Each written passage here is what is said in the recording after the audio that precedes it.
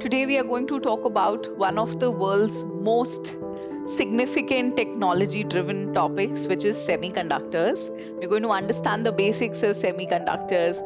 Now, semiconductor would be a pipe with a valve. So, here current can pass. If you open the valve, current can stop passing if you close the valve. There is that you can have controlled flow. So that gives a very big opportunity that with differences in temperature, you can have different kinds of conductivity. You can vary the properties with change in conduction. The smaller nodes are the more advanced nodes as compared to the larger size nodes. They have come with a lot of advantages. So they have higher performance, they have lower power consumption. So because they're smaller in size, what will happen is that you can have more functions per chip. Our requirement of semiconductors is going to go much higher, so more than $100 billion. That is the projection.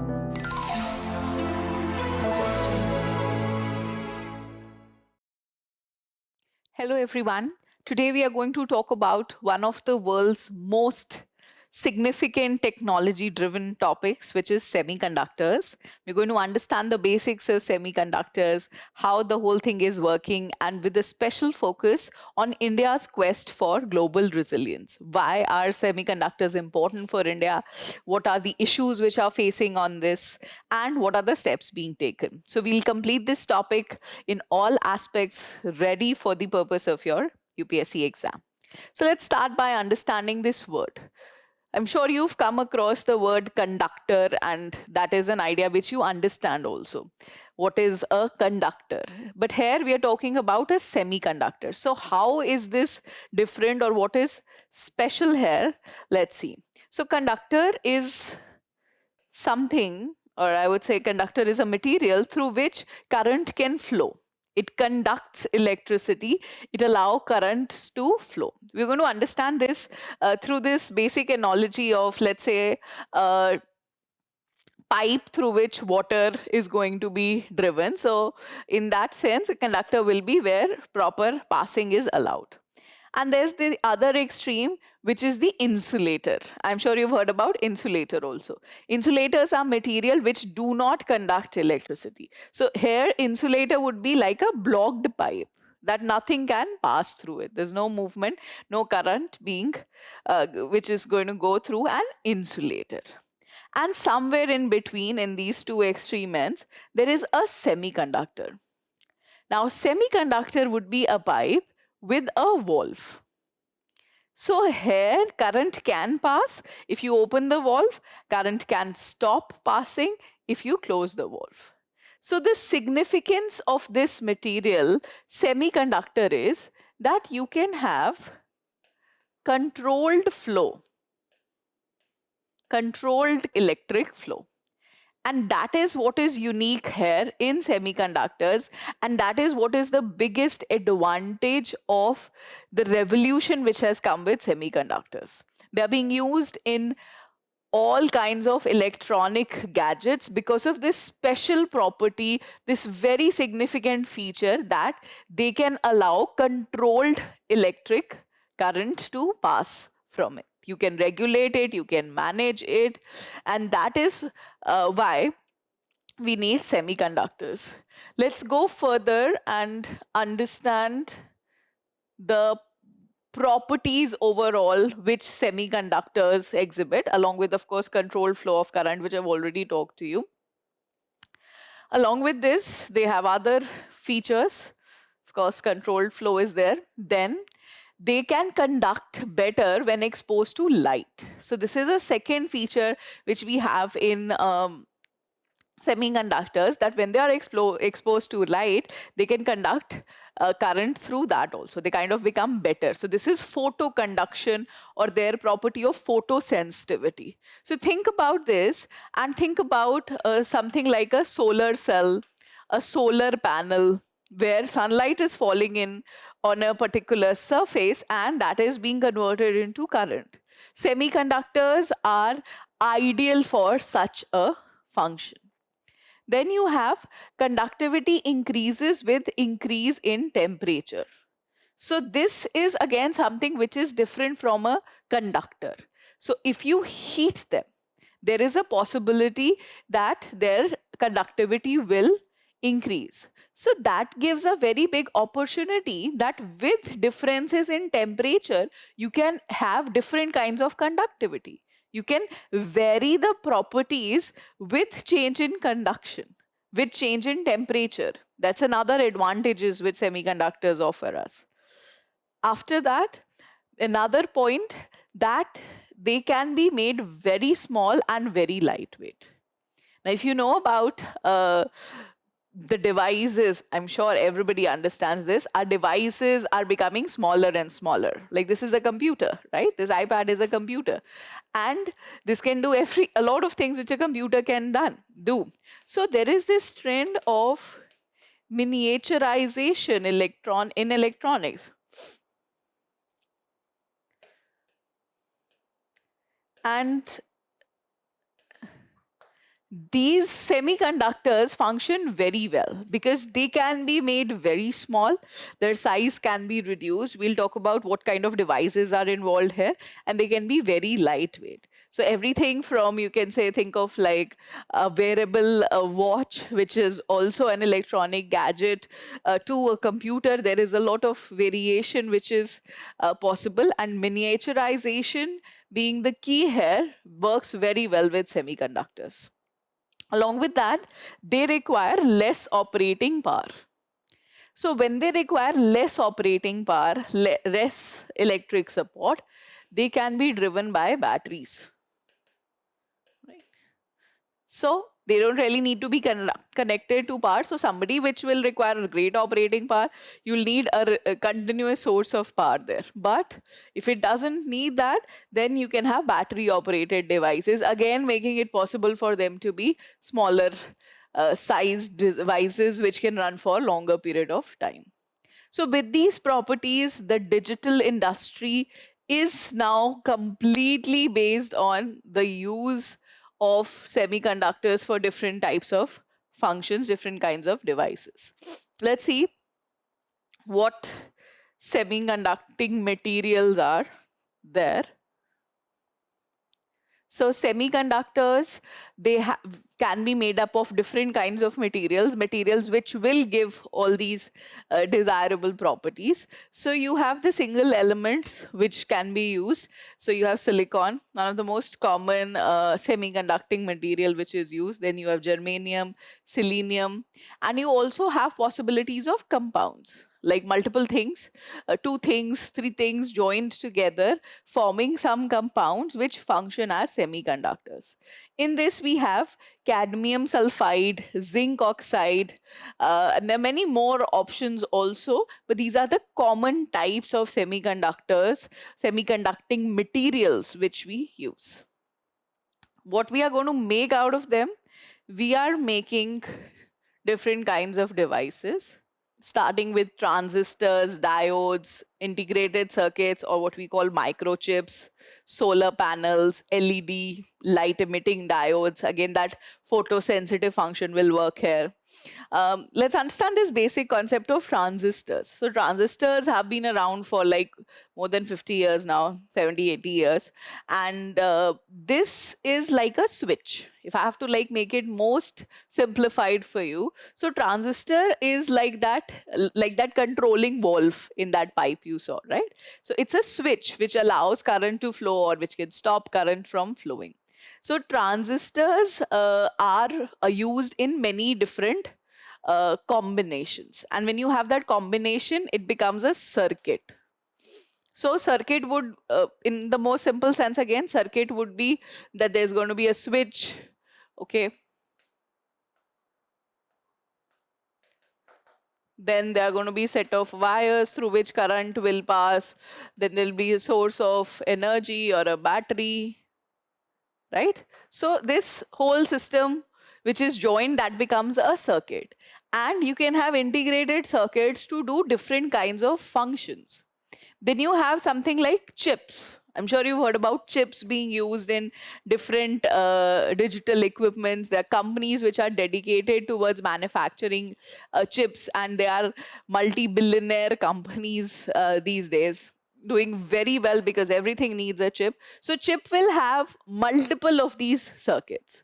So that means they are in a position to do a lot of different functions at one time. And that is what you need in these electronic gadgets. You need a lot of function, you need multiple actions, you need all of that to happen very quickly. So microchips, integrated circuits, will use different kinds of transistor settings, different circuits, more than one unit of each of these things all joined together. But semiconductors allow you to do that in a very small space, in a very small area. So that's the big advantage here. And we are creating all of these devices through the use of semiconducting materials. These different kind of semiconducting materials, they are being used to create all these devices, which will then go into different kinds of gadgets. Further, if we talk about their applications, okay, so I've given you this basic idea that they're used in electronic gadgets. Let's just make it a little bit more, and we'll enumerate it, we'll substantiate it further as to what kind of applications would be there, where all are we using them. See, first is, of course, computing. And in computing now, with advanced artificial intelligence systems, you need smaller, more advanced, faster processors. So you have microprocessors. There are different kinds of processors. I'm sure everybody's heard about CPU, right? It's there with all the computer systems. So that's the central processing unit. Now we also have graphical processing unit, or GPU. Now, in this, what would happen is that you have multiple process parallelly happening. So things like, when large data has to be processed, or video streaming, gaming, such kind of features will work better with GPUs. And all of these use chips based on semiconductors. Then you have power electronics. So overall power management, storage of power, that would also work like what you use in electric vehicles. And we are emphasizing so much about cleaner fuels and the need for electric vehicles. So they also would be needing your semiconductors. Then for communication, so you again need high integrated circuits for high speed internet transfer of so high speed data transfer, that would also need semiconductor input, so it's plays a part in communication. Then memory and storage. So everything for a normal storage device like the RAM of your computer, or overall if you think of like data centers of different companies, all of that is based and created on semiconductors. Then you have LEDs, so you have diodes specially created for the purpose of light emission, and from that we have LEDs. You have these for display, this display and that photo effect of semiconductors, that's very significant. Then you have the use of this in space and defense. In space and defense, different kinds of guidance systems, like missiles are put on guidance systems, right? Like you'll have a guided cruise missile, which will reach a particular location. That technology needs semiconductors. Then radar technology, creation of radars, and even different kinds of lasers, they all need semiconductors. So for this, we see a very wide application of semiconductors. We need a lot of them, and we also need a lot of innovation also in this area, because all of these things, they are advancing, they're moving very quickly. So semiconductors have to match up with that.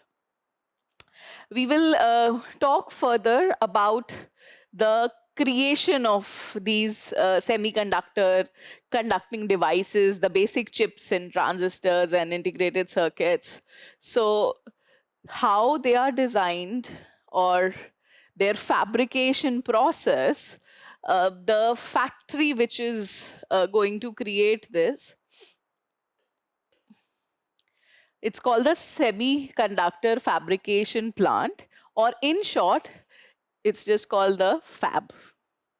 Okay, so this term fab, wherever you'll get to read about semiconductors, you'll find it at number of places. So this is what a fab looks like, a semiconductor factory basically. And if you think about this, this is the world's cleanest factories. Okay, the world's most, this has to be completely free of all dust particles, all sterile, because that small equipment, even with the slightest of dust or impurities, it would really not be able to do its function. So here it has to be very clean. It uses material in its most pure forms. It has to be purified. Then it is going to be put into different kinds of molds and structures to create all these circuits. You need gases, which are again of very high purity, which will be needed to create all of that. So this is a very special dedicated structure which will be created for fab. And it's also a very expensive structure which is going to be created. There's a lot of money which goes into building up these fabrication plants. So in a lot of places, the complete fabrication plant might not be there. There might be factories or fabs which are only producing some parts of it. And then there are setups, there are units which are only going to be doing the assembly of the whole thing into circuits and chips, and then they can be made available to you. So the whole step, the whole value chain actually can be broken down into parts also, or you can have an integrated structure also in a particular fab. So there is a variation depending on where it's happening and what are the requirements in this.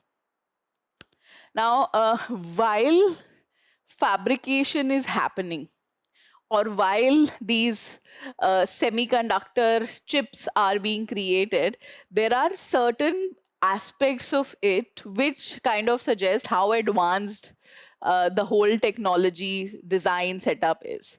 And the key idea in that is the concept of nodes. So node is basically semiconductor technology node, we are calling it here. So originally it was the size dimension in the chip. It's measured in nanometers, or we use nm. Now, this was the original idea that we are going to have different scales, different sizes, so that size dimension in nanometer was being used. But now it's not exactly the size measurement, but it is started denoting the level of development. So it's become more symbolic rather than an actual measurement in nanometers. But what it indicates is, like, we have some larger nodes, we have some smaller nodes. So larger nodes, the standard size is like 28 nanometer, 65 nanometer. These are the common denominations. And smaller ones could be like 3 nanometers, 5 nanometers, like that. The aspect here is the point you need to understand for fabrication. The smaller nodes are the more advanced nodes as compared to the larger size nodes. Now, larger size are more simpler, more reliable. The components which are going to go into them are the cheaper components, so their fabrication is more or less, or I should say, their fabrication is less complicated. But the smaller nodes, they have come with a lot of advantages. So they have higher performance, they have lower power consumption. So because they're smaller in size, what will happen is that you can have more functions per chip. Okay, so that kind of becomes a very big advantage. And overall, smaller chip area. So that means in smaller device, smaller equipment, this can work well. So this would go into the working of your laptops, your mobiles, That's where smaller nodes would be. And the more advanced technology, you can even have like 1 nanometer nodes also, which we are like trying to create. It can become a very small, very more efficient. The only challenge here is that this is more costly. Okay. It's technologically more difficult to produce, and there is a risk of leakage of current in this because of its small size. It can be less stable, and leakages can happen in smaller nodes. But it is every manufacturer's goal to ultimately produce the most advanced smaller nodes. Larger nodes work well where you have, the power control chips, or used in cars, used in industrial equipment, telecommunication, defense system, where reliability is more important, and you have to look at things from long term perspective. You want something like, if you're putting something into your defense equipment, you would want that to stay like that for a longer period of time, for longer duration, in a stable form. So for that, larger nodes work well, and smaller nodes for the more advanced, more high-tech, cutting-edge technology, you need smaller nodes. Now that we have, now we have a sense of the basic concept of semiconductors and their use. We're going to put all of these aspects and understand this from India's perspective.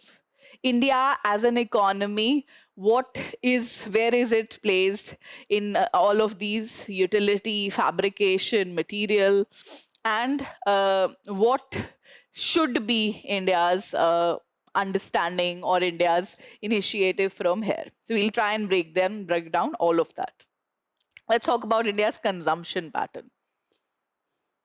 So this is India's semiconductor market projection.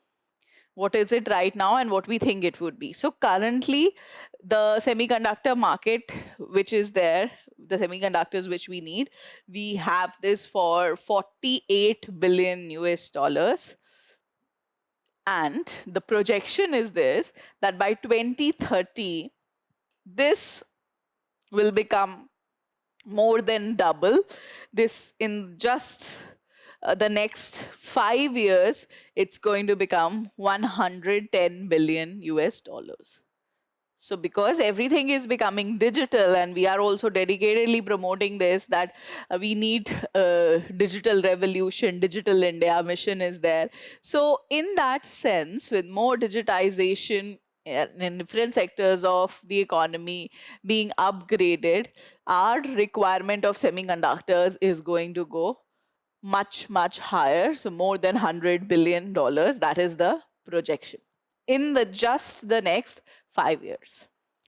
Now, with this increase, if we have to match this up, we need to focus on where we are getting it from, how we are getting it for. Because currently what's happening is majority of this, almost all of this, we are importing from outside. In India, we are still, you can say, a little bit behind. We are a little late in the race to creating our own semiconductors. This is a geopolitically a very skewed kind of a distribution is there. Like if I show you what's happening with the global system of semiconductor production, which is making 90% of the world's semiconductors. It has the raw material, it has the whole supply chain, it is manufacturing this, and 90% of this is happening 90% of the advanced chip and 60% of the world's total chips, they're coming from just one small part of the world, which is Taiwan. In the rest of the world, you have Japan, you have China, and you have parts of USA. USA is doing very well when it comes to design. The design part, the intellectual property part of creating new things, creating new systems, setups, design, in that US has shown a lot of expertise. But production still, they do a lot of production, but it is still an unfair balance for China. Now, with this kind of a situation, what happens is when there are not a lot of players, your options become very limited. Like this was what was felt during the COVID-19 pandemic. That semiconductors, they were supposed to come from China, but they couldn't come from there. For a very long time, a lot of industry in different parts of the world got stuck. And because of this, there is a need to create diversity in this kind of pattern. There is a need for other players. India, for example, is very insecure in this sense that it needs its assured semiconductor supply. And that can only happen if India is going to make a step towards global resilience. They have to be resilient. They have to do their own manufacturing. They have to start designing their own thing. They have to have the whole value chain created in India. And that is what India wants to do right now. That is the aspect which India has considered now, and there is a lot of push towards doing that. There is a need towards doing this because this situation cannot really meet India's growing requirement. So, in line of this, India recognizes this, and we have a dedicated mission with a lot of outlay which is there for semiconductor production in India. So this is India's semiconductor mission. This was launched in 2021. Ministry of Electronics and Information Technology. This is the coordinating ministry, and the program aims to provide financial support to companies investing in semiconductors, display manufacturing, particularly, and design ecosystem. So you want to do all things: manufacture, display, innovate, create, design. And this integrated thing is under the India Semiconductor Mission. Along with this, there are key schemes which are in play under this mission only. And first is Semiconductor Fab Scheme, which provides up to 50% fiscal support. So anybody who wants to set up a fab, right, the fabrication plant, so the government will fund that around up to 50%. Second is a design linked incentive scheme. So incentives here are very important because what's happening is currently there is a lot of global competitiveness also. Like I mentioned earlier, India is a little late to this game. So you need companies to get some incentives for innovation, for creating different kinds of designs. So design linked incentive scheme is there. And along with that, you have Semicon India program. So this is basically like a conference for different kinds of global semiconductor players who will come in India, will share their expertise. It kind of becomes an exchange and also create situations where investments can come in this sector from outside. So because for that, you have Semicon India program. In this particular sector, because it is technologically advanced, there is a lot of need of innovation. There is a need of collaboration from other countries which have already worked on it and are doing well on this area. So under this in India Semiconductor Mission, we are planning to set up a few indigenous plants in India with the help of global collaboration. So this is a description of some of those endeavors which are going to happen. So one has already started. So you have Tata Electronics working with the Taiwan's semiconductor manufacturing company for the India's first indigenous fab. This is the first fab, the first complete semiconductor manufacturing factory, which is going to be set up in Gujarat. This is in Gujarat, so this is near Ahmedabad. This has just started. This is in news also. So Taiwan, because of its expertise, of course, will help Tata Electronics to set this up. There are a few other projects also which have received approval. All of this is happening under India Semiconductor Mission only, right? So you have the next one. Again, this is in Gujarat. This is with the help of the US semiconductor giant Micron, and they have an ATMP. So ATMP, basically this is assembly, testing facility. So basically the back-end facilities. The front end aspect, where we put in the design, that is still a little behind. So this is also an assembly and testing system. Then you have one more here in Assam. This is also Tata company, semiconductor assembly and test. This is also for assembly and testing. That means creation and fabrication is happening somewhere else. It's coming here, and assembly and testing could be done. So this is but a high volume assembly. Their plan is that they should be able to have a target of 48 million chips per day.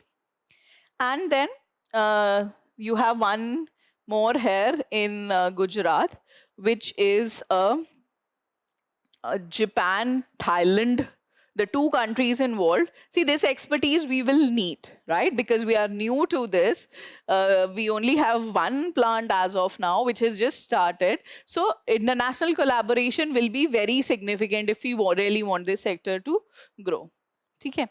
And you have one in Orissa, which is India's first commercial silicon carbide fab dedicated towards EV and defense. Okay. See, if you think about this, the idea of creating these things in India or producing them indigenously is very important for a number of reasons. If we can just list them out, think about this. Why India needs global resilience or resilience in this field.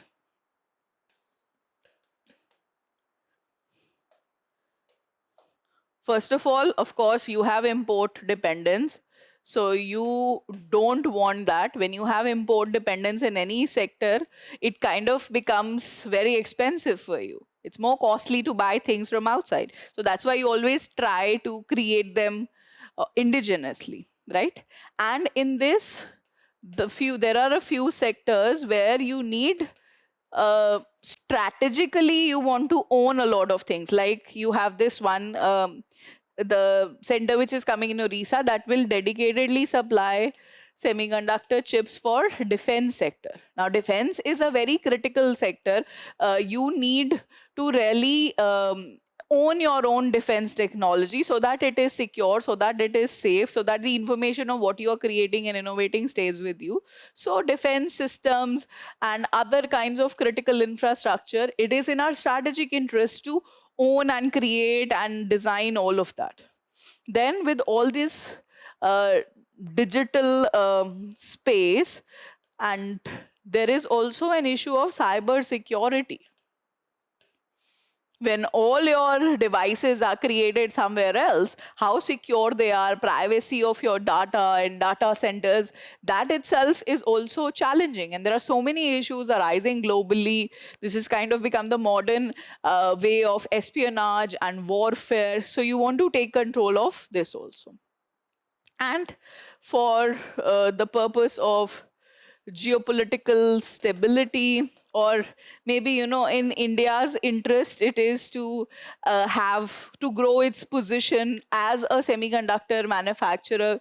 It'll be an important endeavor because the whole world needs it, and the whole world is not manufacturing it. So if India does that, this will improve India's geopolitical position. This could be a way of India being a soft power if it starts production in a sense that it can supply to other parts of the world. So that's a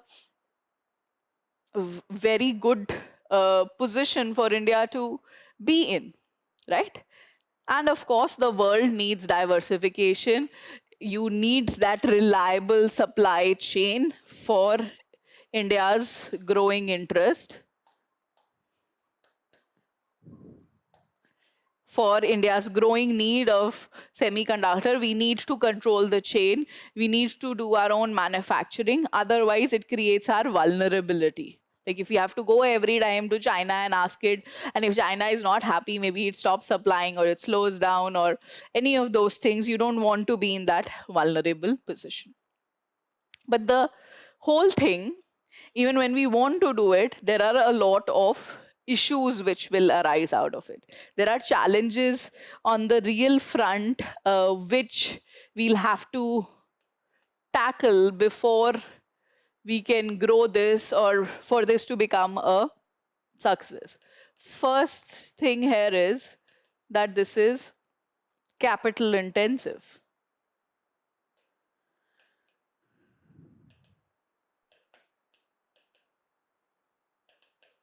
Like I spoke to you about the fab, there is a lot of money, a lot of input which is going to be needed for production. That's why the government is doing, all those inputs, that we'll give 50% of the funds, we'll give incentive if you create your own design, but it should be done. But that amount which will go into it, the cost is still in billions. It's still a huge endeavor, a huge exercise which needs to be done. The second point is that we are focusing more on backend as of now. Like I told you, all those assembly and testing systems. That is what is mostly being done. Innovation in setting up the complete fabs, that is still limited. So this upgrade is what is the tricky part, especially when we don't have the raw material also. So currently the raw materials also, we are exporting them, we are importing them from outside. Everything, every step from the semiconducting material to all the gases, you need highly pure gases which go into the fabrication system. Then there is something called doping. So there's a process called doping. So doping just means that in that semiconducting system, you add some impurities. So that also, again, the material needed there, that's also coming as an import. So we don't have our own supply chain. So we are heavily dependent on that. That's why manufacturing is going to be a challenge. Another issue is this, that these fabs, they would need continuous 24/7 power, and they need very reliable power. And in India, that's always a challenge. Continuous power, reliable power, not only power, water supply also. Those systems have to be run in a way that they should have uninterrupted power supply, uninterrupted water supply.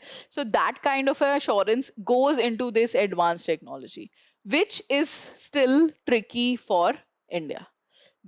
That's difficult to provide, and if it has to be provided, still it would definitely mean a lot more cost. So we are struggling with these issues, but the goal is to make sure that irrespective of these challenges, we start working towards this, we grow this, and the government is giving all the right incentives for this to function well, so that we can create all of these on our own. Even if we need to import some material, at least the design and innovation part, that should be ours. We have a challenge of having manpower also. This is a very skilled field of work, and currently we don't have the skilled manpower which is needed for it. So that would be another bit of challenges that we have to, if we have to grow this production, we also have to talk about upgradation of the skilled manpower which will go into this. In a positive side, this is also a situation where we can create more jobs. If we're growing a new sector, that means we are creating more jobs in that sector. So that can be looked at from the bright side also. So overall, from the point of the exam. This is a very important topic. In 2025, UPSC asked the mains question also on this concept of semiconductors and India's position here.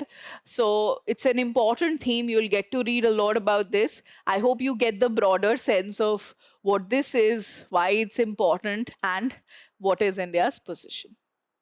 Thank you.